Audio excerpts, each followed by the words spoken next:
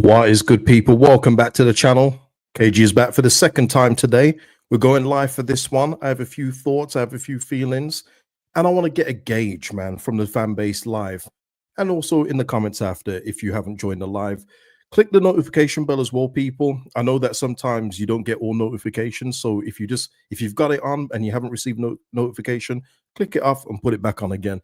That usually does work with YouTube as well. So look, I hope everyone's good, but I do have a couple of concerns, just a couple, all right, at this stage as we sit here on the 7th of August.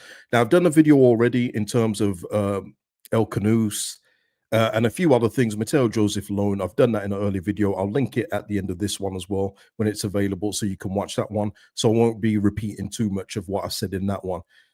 Chris saying here, alive after a standard video, interesting.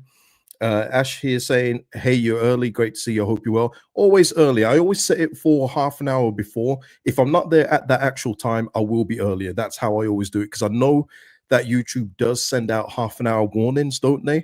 So then I take advantage of that. And then if I'm available, I'll go live earlier. But I'm never late, unless I've got problems. And sometimes that happens. Yeah, sometimes that happens.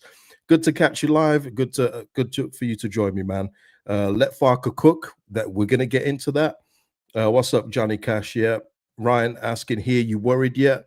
We'll get into that. We'll talk about it, man. That's what this is all about. It's all about a discussion. And I've got a poll up in the chat, and I will get to it at the end, I promise. And I've put here, and it's very specific. There's no if, no buts. As we are today, will Leeds United stay up? As we are today, very specific. And I've got yes, absolutely not, or it will be close, but no. So obviously you got, you know, a range in around various answers there. What was that? Vias? Oh, what's up, Vias? Great to catch the best and most grounded LUFC content creator around. Salute to you, man. Hyru in the house saying here, what's going on, Hyru? In the back of my mind, I think we'll be relegated. Just thought the board would be more cutthroat when it came to bringing in players. Yeah, and getting rid of them as well, Hyru. Yeah, I do. Listen, as with always, this is all a living document as to the end of the window. We know things can change very, very quickly in football. All it will take is tomorrow and a couple of signings in of quality. Let me make that clear. And the outlook is looking very, very differently. But like with a couple of you, like a few of you have said, I'm in that same boat almost as well, where we've been promoted since the 21st of April, and I don't think we've done. It hasn't been the window I thought it would be. Let me just say that. I think we're going to be solid. I think we're going to be very difficult to beat, but I don't know at this point if we've got enough goals or creativity in order to get us goals to stay up, and that's where I am at this point in time. Yes, Wilf, I'm live, man. I hope you're well, man. And Wilf, you always come up with a point, and I guess because Daniel Farke's on the thumbnail, we'll talk about it. But you've said this a few times, Wilf, in that you feel the 49ers are making it weak so they can sack Daniel Farke. Wilf, and everybody else who thinks like that, that is just not good business at any level. It's not good business for the 49ers to put the club in jeopardy of relegation when it's taken 2 years and a bit of spending down in the championship as well to get us up. It makes zero sense from a business point of view.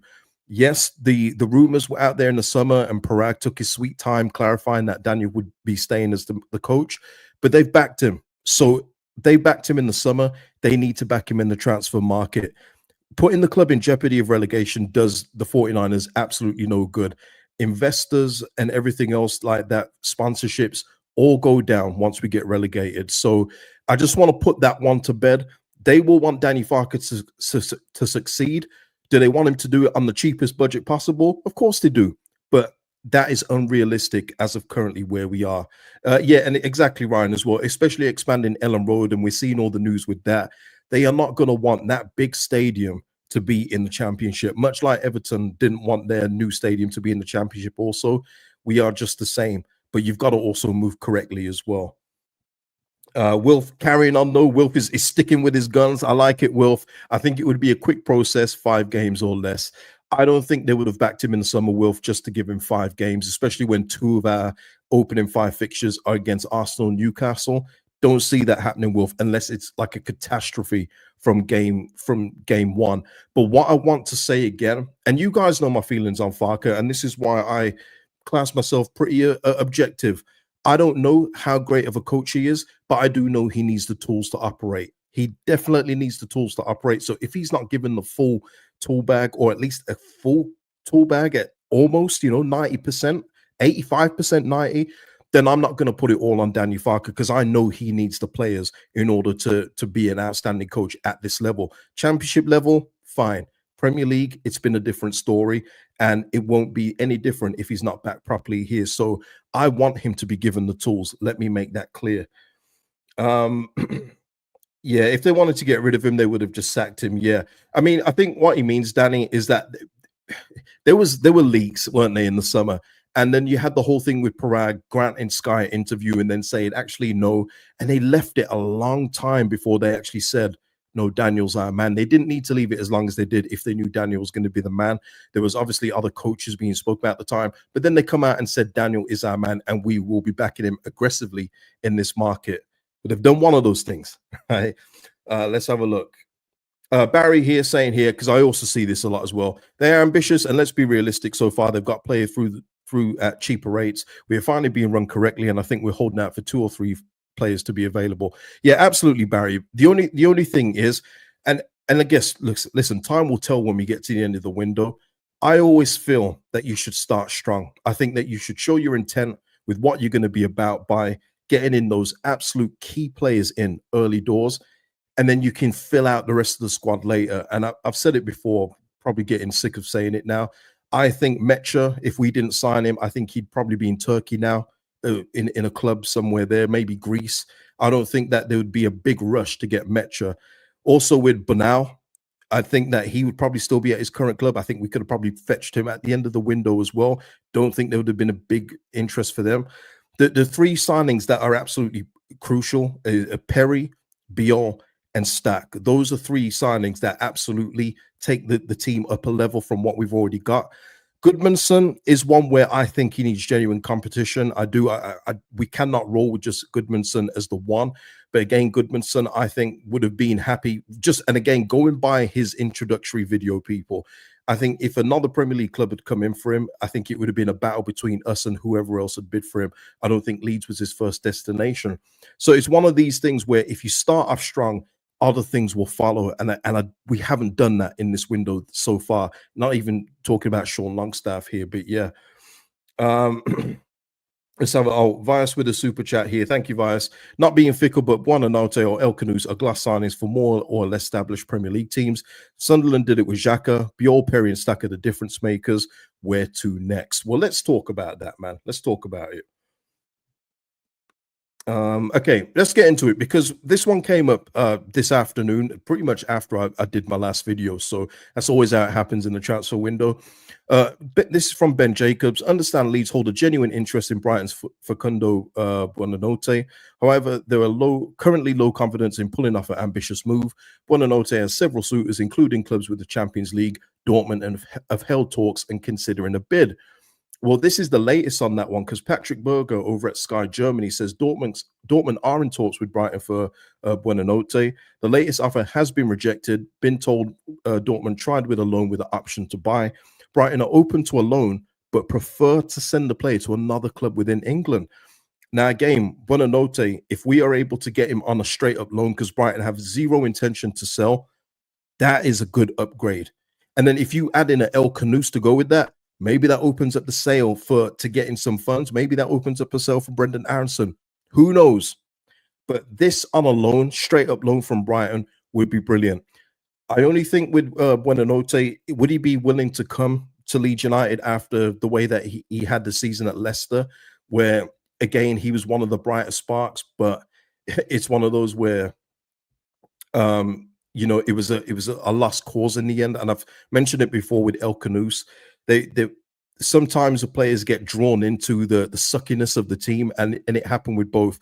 And sometimes he would be sub a lot as well when he played like brilliantly in the previous game. Then he'd be sub for some reason. Don't know what was going on there. Leicester fans can tell you that. But if he is open to a move to stay in the Premier League, and it's with Leeds United, this is where you get your loan slots filled, and Buonanotte would be wonderful, absolutely wonderful.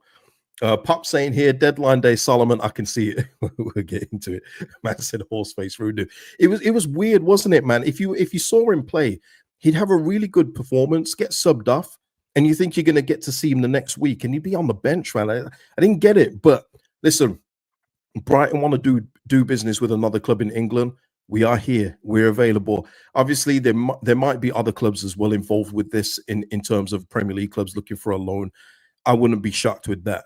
Wouldn't be shocked at all because he is a really, really good talent. And I do think, even though the season didn't go all that well with Leicester in totality, I think he grew leaps and bounds last season with his play, with his decision making as well, which was very, very important. So again, if Leeds United could get involved in this one, fill up a loan slot, get it done. So Reese with the super chat, what's going on, man? I'm obviously need more signings, but is there anyone in the squad you're looking forward to seeing tested in the Prem?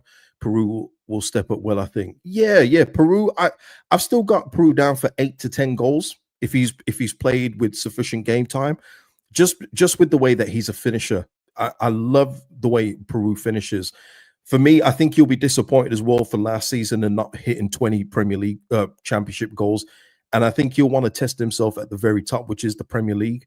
And I do think he can get between 8 to 10. I can't move from that figure for some reason. I hope he gets more, obviously. But yeah, 8 to 10. Tanaka, I'm looking forward to seeing him roll, especially if we're going with what I think it will be, and that is Ampadu and Stack behind him. I want to see what Tanaka can do in the Premier League with more space, more time, and everything else like that. I think he's going to thrive. I want to see Bogle's redemption as well. I want to know that it's real, because I think Bogle will have a much better time this time round rather than he did with Sheffield United. I think he's grown a lot as well. And I do think Jayden Bogle is going to be one of our key players this season as well. So yeah, there's a few players I'm looking forward to seeing. Rodon as well. Rodon's got a lot to prove. He said that himself. I want to see how that Bjorn-Rodon partnership, I want to know if it's as solid as I think it's going to be. I hope so. So yeah, I'm looking forward to a few things, man. But these guys need help, Reese, and everyone else. These guys will need help as keeping the ball out. They need people to go and create and put the ball in the net. Everything everything has to have the right balance. You can't just be solid and then have no goals. That will end up in relegation by the skin of your teeth, but you'll still get relegated. You have to have a nice balance. So yeah. Shane here, if we get Mitrovic, I'll be over the moon. You know what I think, Shane. You know what I think, man. Bring me Mitro. Bring me him right now. A few people talk about Matoma. Matoma's not leaving Brighton. And even if he is, I think the last price they set on Matoma, and I might be wrong here, but it was between 80 and 90 million people. Don't think we're going to do that. Don't think we're going to do that.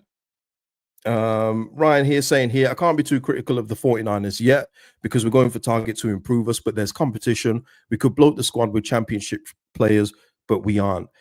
Well, Ryan, lovely segue. So yeah, Buonanotte, if he's available, bring him in. Ryan makes a point there about championship players. Well, here we go. James Pierce put this out earlier. Leeds United have joined the list of clubs to show interest in Liverpool winger Ben Doak. Liverpool want around 20 million for the Scotland international, who is impressed in pre-season so far, and his athletic colleague Beren Cross from our side clarifies the story as well and saying Liverpool's Ben Doak is among the wingers Leeds United have discussed too, but Liverpool won't let him go for less than 20. Guys, my God. The thing is as well, we shouldn't be talking about Ben Doak as an option. Hey, let me just start from there. That shouldn't be what Leeds United are even talking about. We've got a list apparently, and Pashao was obviously top. I find it very difficult to believe that Ben Doak is at least 20 comments, 20 names below Pashao. He's got to be like on 100. It doesn't make any sense. And again, as always, people will get gassed with the Liverpool thing. He's from Liverpool, so he must be good. Listen, Liverpool have done this in the past with Jordan Ibe, with Ryan Brewster, and many other players where they sell them for big money and they just turn out to be average as hell. Now, Ben Doak has got talent. I'm not taking that away from him. But if you're talking about adding Ben Doak into Nanto, Ramazani, and Dan James, what does that say to you people? What does that say to you? I don't even want him on loan. Honestly, I don't even want him on loan. This is not the signing we should go for. And listen, don't get fooled by Liverpool fans, man. They gas up everything they have, everything. Oh, mate, Ben Doak, he'd be first choice, but we got Salah, mate. And if we hadn't have Salah, he'd be playing, but he'd be good for use. For 20 million, he'd be a good deal. Don't get gassed up by Liverpool fans, man. They gas up everything they got. So for me, Ben Doak, if this is the level of signing that they're going to give to Daniel Farke, we're in trouble. We are in big, big trouble. Okay. Now, listen, I don't take it. I'm not going to lose sleep over it. I'm not going to lose sleep over it. But I want this team to be as competitive as possible. But this ain't it. This is certainly not it. The next Jay Spearing, yeah, absolutely. I mean, oh man, it's just listen. It is what it is. I'm just saying, don't get fooled when you speak to Liverpool fans, man, because everything they've got is the best in the world. Okay, everything they've got is CM Punk. All right, you have to judge it for what it is. And Ben Doak at this stage, we literally have just a younger version of Dan James on the right hand side. We need something a little different on that side. We do. This isn't it, man. I said, might as well get Todd Cantwell. Yeah, Jack, exactly. God, what is his name? Always Nat Phillips. Remember that one? Remember that whole thing? People were cussing me out, you know. People were actually cussing me out, saying, oh, Cage, you know what you're talking about? Championship. Nat Phillips, 10 million, it's a bargain. Are you for real? Listen, I won't say anything. Where's Nat Phillips now? Where is he? Where is he? No one knows. It was just like when they signed Ben Davis, man. And this is when I was on the Coppish channel. Shout out to my Coppish boys. And they asked me, Cage, what's Ben Davis like, man? I said, guys, you've bought a dud. And he didn't play. I don't think he played a single game for Liverpool in the league. I'm not sure, but he got loaned out year after year, and I think he's finally gone. Guys, don't get fooled by the team they come from. We need better than Ben Doak. Okay, that can't be it. And Daniel Farke must as well. He can't be looking at that and going, is this what the backing I've got? Is this what it is? I've gone from Paixão, El Canus and all these guys, and Ben Doak is a 20 million target. No, we can't do that, man. Can't do that. The bullet saying here would be a signing if we already had Paixão. And this is it as well, though, people. There's a lot of things of saying if we had this, if we had that. The reality is we don't have any of the things that we thought we might have had, say, 2 to 3 weeks ago now. We thought we were close to sealing almost like a double deal for Paixão and Rodrigo Muniz. I think we're going to be 0 for 2 on those. So we are at a spot now where we need someone to elevate. You've seen the Jonathan Rowe stuff. The game's been gone, Lewis. You know, the game's gone. It's been gone. We're seeing Jonathan Rowe. Jonathan Rowe comes in and he's just another Ramazani, Nonto, James.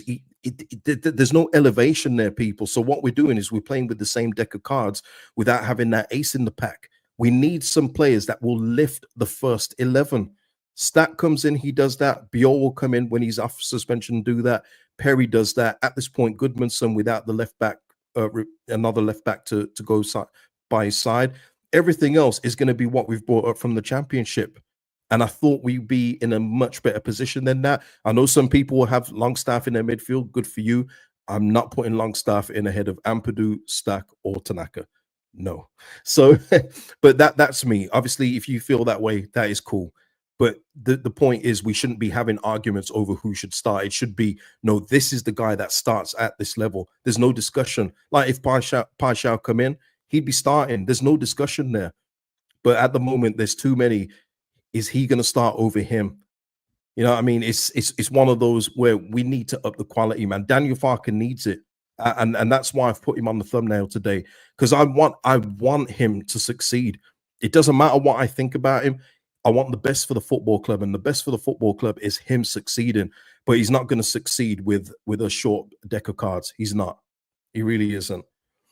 Matt, yeah, not Leeds related. It doesn't matter, man. We talk football, man. But McTominay nominated for Ballon d'Or. Football's broken. You say that, Matt. I got so much stick. Again, I got so much stick for McTominay. Not saying we should sign him, but he would have been a perfect Leeds United type signing. Just from the way he plays, he's good for a goal. People say McTominay's doo-doo, you know. But look, he's done well for Napoli this season, and he's in that Ballon d'Or conversation. He's not going to win it, but, you know, it's all good. What we saying here? Who's a good shout? What player? Let me scroll up a little. Let's have a look. Let's have a look.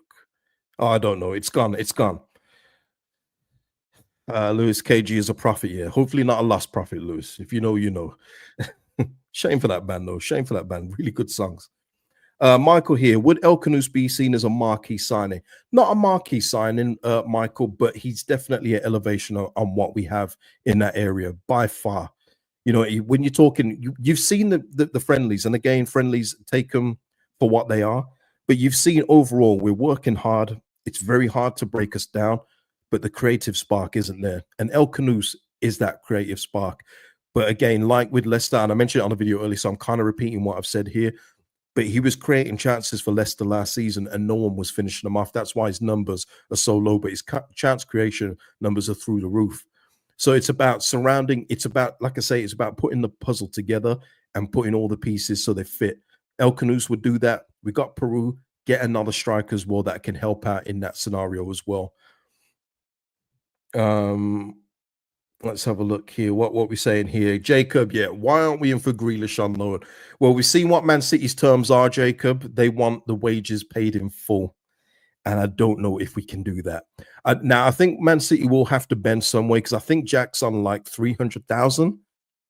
But yeah, Everton are in the conversation for him, which would obviously, you know, put them even further out of the relegation scrap. For me, they're not even in it. For me, I'm waiting for Everton to get relegated before I ever put them in that conversation again. They just got too much know-how at this stage. They've never done it, so I'm going to wait until they actually drop before I ever put their name in it again. But obviously, they're involved. Tottenham losing Maddison, you know, they could be looking at El Kanous as well, but Tottenham losing Maddison, Grealish makes all the sense in the world. It's just a like-for-like replacement. For me, Grealish is better anyway and more available. So, yeah, I mean, we're not going to be in the Grealish conversation. But again, if Grealish came in, he'd be first choice. No debate. But I don't know if we're able to do that. Paul saying here, for every quality link to a player, the media feel the need to invent a crap one just for balance. Tremendous. Yeah, listen, I've said it in recorded videos, but you know, I'm here live with you now.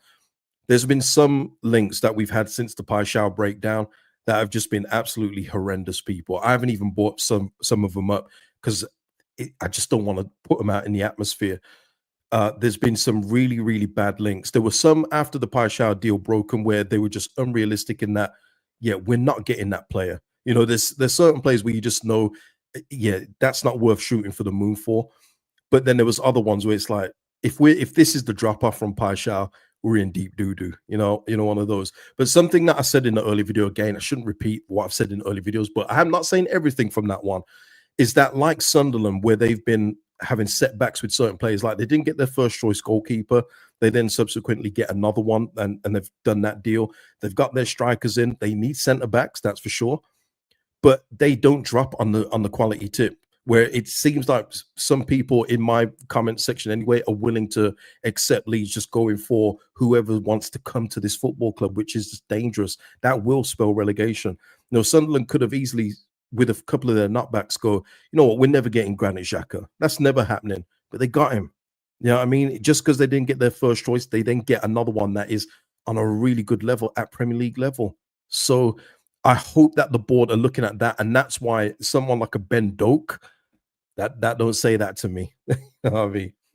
What do I think? I don't really think much of it, Pops, in terms of the loan. What I do think is that they've got that deal done quickly. They've also signed one of their other strikers to a new deal. Can't remember his name. Can't remember his name. I'm sure someone will put it in the chat. But the thing is with Sunderland, they just seem to get on with it and get the deals done. And that's what they've done again. There was a little delay, actually, with Mark Guy, wasn't there? There was a little bit of a delay. But in the end, they've got him. And they're still, even though I don't see it happening, I know we're being linked with Mitrovic, they're still in that one as well, which I don't see happening. Why would Mitrovic go to, actually, no, I know why he go to Sunderland, but yeah, I just, you've got to be impressed with what they've done and how they've gone about their business. Will it work? That's a whole different story. But at least they haven't done what the last couple of years teams have done, and that is just not put up a real fight. They're putting up a real fight in terms of transfer market. Yeah, my ender. Thank you, Raw. They're putting up a real fight in terms of what they're bringing in. And that's it as well with Ben Doak. I gotta say, if I saw Ben Doak and he was about to sign for Burnley, I'd go, yeah, that makes sense. It can't be for Leeds United, man. Can't be. Um, John here saying here, honestly, I'm concerned by the lack of right wing rumors. Well, Ben Doak is one. It's not like it's like we're not even in for any. We need more than DJ in the Prem. I see Nanto as a left wing. Yeah, I think we will be, but I think it will just be like quieter. I think it will just be done more quietly. Oh, that's another thing as well. People talking to yesterday about the El Canoes thing. 49ers do things in silence. I said this many times before, and I don't know why it doesn't register.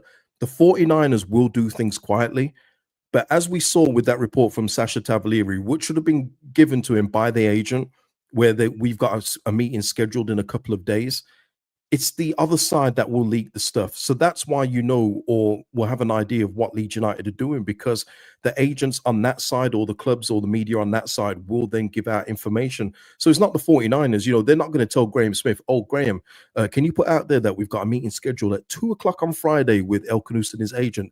They're not going to do that. But the selling clubs or the agent for his client will do that on their side. So that's the thing I always try and explain. Bias here, KG, do you think Burnley's recent signings elevate them to being genuine rivals for 17th? I don't, Bias. I don't at all. I think they're going to finish 20th. Broya does nothing for me. He had one half a good season at Southampton years ago. He has not been the same player since. And again, forget who the other signing from Chelsea they made.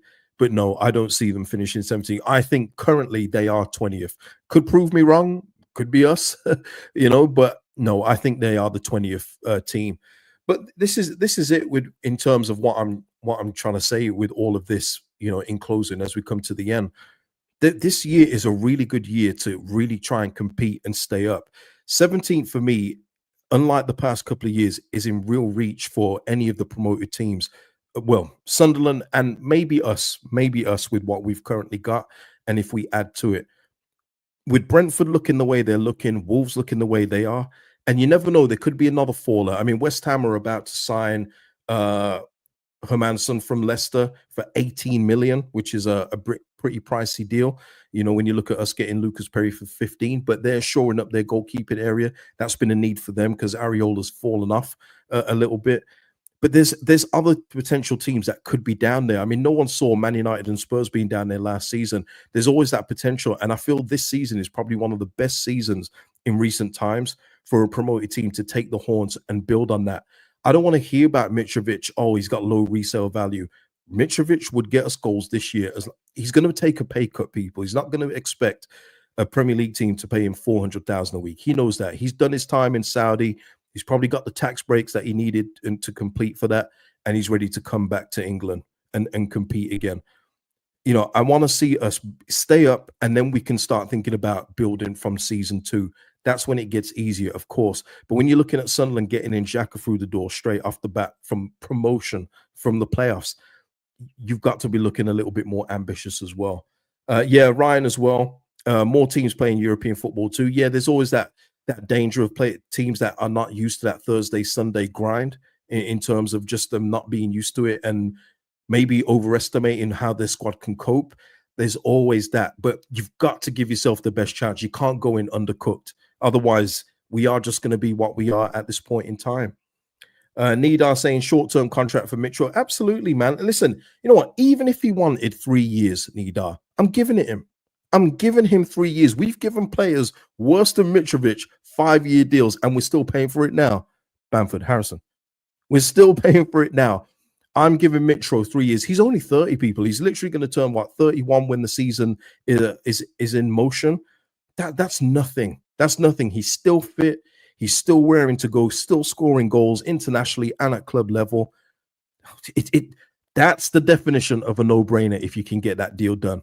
the squad will know, oh, I can understand why Mitro's on whatever amount he is. And the thing is, the rest of the squad, if they don't like that, they should be looking at it as, well, if he performs well and we're providing him with some assists, if we're playing solidly behind him, maybe we can go for a new contract next summer. Got to look at it that way. If you've got to have that kind of mentality. There should always be someone who's a curtain raiser on your team, that raises the standard. Yeah, Mitro is a goal machine. Hire him, no brainer, absolutely. Vias here saying Mitrovic is bread and butter, obvious for any promoted team. Easily guaranteed 15 goals guaranteed, prime H2. Yeah. So hey, listen, Ed. Listen, Ed. I'm always at you when we go live, and so I'm going to give you this but in all fairness, Ed, if you've heard me talk, because Leeds fans do in general go, why would anyone want to go Man United? I always say it doesn't matter what they've done recently. At this point in time, give it another 10 years though, Ed, you're still Man United. That's why Mbuemo, that's why Cunha, I grew up on Man United, blah, blah, blah. Sesko going to you now. Yeah, it's all good. So, fair play to you, man. And listen, you can finish where you are and pay people 250,000 a week. Must be nice. Must be nice. No problem, man. No problem. Oh, we have someone. Oh, remember, people, I said it in the earlier video as well. Respectful conversation. All right. Respectful conversation. You can disagree with an opinion, but keep it respectful. Otherwise, you just get hidden from the channel. And by the looks of it, some of you do enjoy interacting with the community. So let's just keep it nice. Keep it nice, man. Let's have a look here. Nathan here. I need to get rid of the likes of Bamford, etc. Yeah, I know, Nathan, but we don't see our. Listen, we work in silence. We know that. But again, if we were offering him to other clubs around the country, their media side would have picked it up by now and said, hey, Middlesbrough have been offered the chance to re-sign Bamford, but we're not hearing any of that. So although Farke has called him out and said, you're not part of my plans, now waiting for the 49ers to do their bit, and his agent as well, have a bit of urgency and move him on. I've always said it though, and I won't be a hypocrite. If he wants to remain here for this last year because he's got the contract, that's on Leeds United for giving him that contract. I will always back the player in that scenario, even though I feel like if he feels he should be first choice somewhere else and banging in goals, if he still thinks he's capable, be more hungry for a move. But if he's settled and wants to see out the last year here, I can't blame him for that. I just can't. So yeah. Okay, this one, Michael. Why not go for Vissa? He clearly wants to leave Brentford because he wants to go Champions League. Okay, he wants to go Champions League, Michael. That's the reason. All right. So there we are. So people, we're gonna leave it there. I don't think there's anything. You know what? Let me just refresh Romano's page and Sasha Tavolieri, because they're two of the best, shall we say? Yeah, Hermanson. Yeah, we've done that one. And Sasha Tavolieri. Yeah, nothing else as of now, as we do this or finish this at 7 o'clock on the 7th of August, people. So there we are. So I hope you've enjoyed the live stream. If you haven't watched the recorded video earlier, please go back and watch that, because I haven't said everything that I've said in this one in that video. So yeah, like the video before you go. Free to do, helps out the channel immensely. Thank you for joining me live. Hope everyone is good. Peace out. See you in the next one.